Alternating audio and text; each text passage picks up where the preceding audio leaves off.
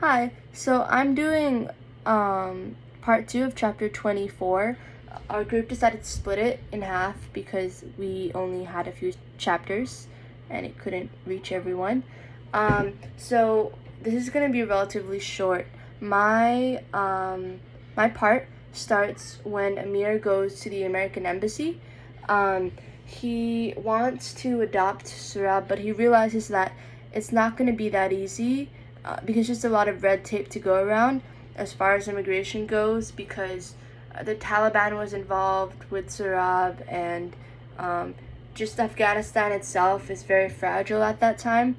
So trying to adopt a child out of that country, was definitely not going to be easy.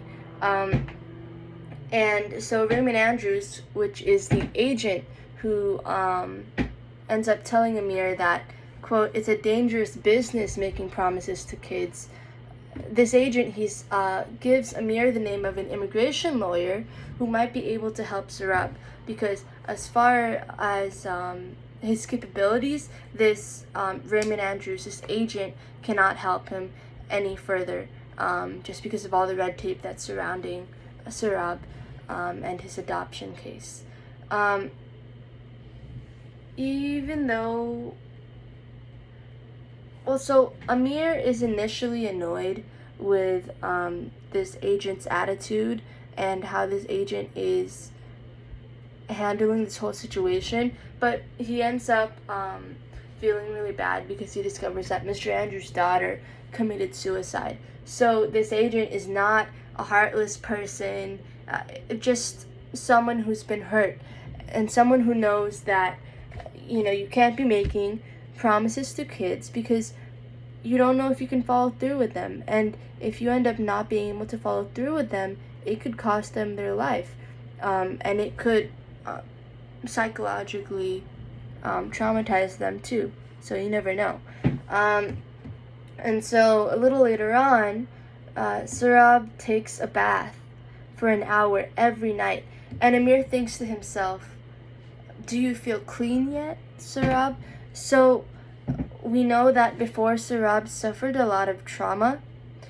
So I felt like when reading this, and I guess Amir felt this too, that maybe Surab was taking such long baths because he didn't feel clean, because he felt dirty.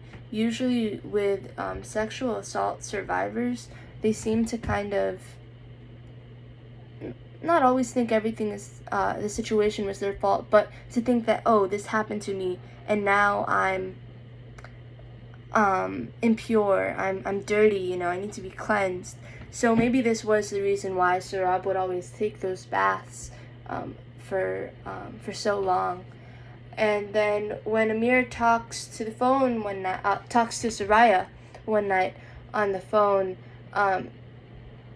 she mentions that her uncle, Kaka Sharif, has contacts in the Immigration and Naturalization Service.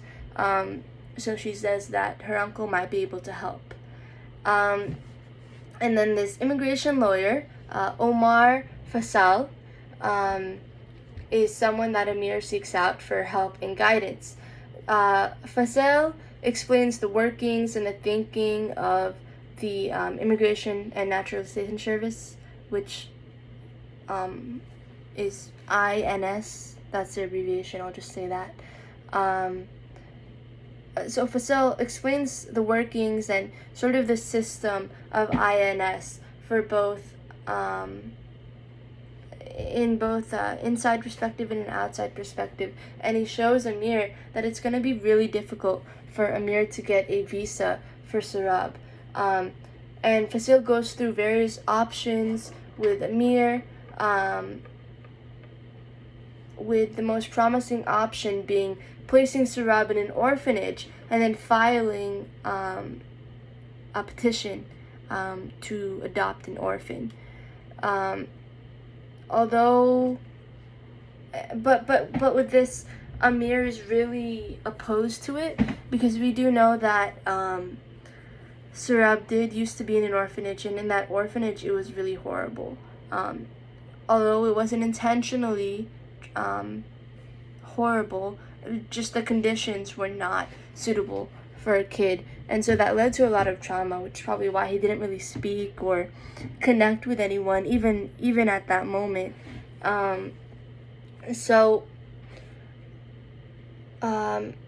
although Sarab smiles when Amir mentions that Mr. Fasil may have a way for them to get him to America, when Amir mentions having to go to an orphanage, Sarab's smile just disappears. He really doesn't want to go back, and Amir ends up rocking Sarab to sleep, and then they both fall asleep together. Amir is awakened by a phone call from Soraya, with news that they need to get Sarab into the country, and then they can worry about adoption. So before they can even think of adopting Sarab, they need to get him out of the country. And Soraya's uncle, Kaka Sharif, I don't know how to pronounce, I'm sorry, practically guarantees that he'll be able to acquire a humanitarian visa for Sarab. And Amir goes into the bathroom to share with Sarab that he won't have to go to an orphanage. But he ends up screaming, and the chapter ends with him still screaming when the ambulance arrives. The reason being was because Sarab tried to commit suicide using razor blades. He slit his wrists because he thought he was going to go back to the orphanage. He didn't know. He thought perhaps that, they were going to abandon him again and he would be alone again. But he just wasn't thinking rationally, and he did try to commit suicide. And so that's how the chapter ends, with Amir still screaming as Sarab goes into the ambulance.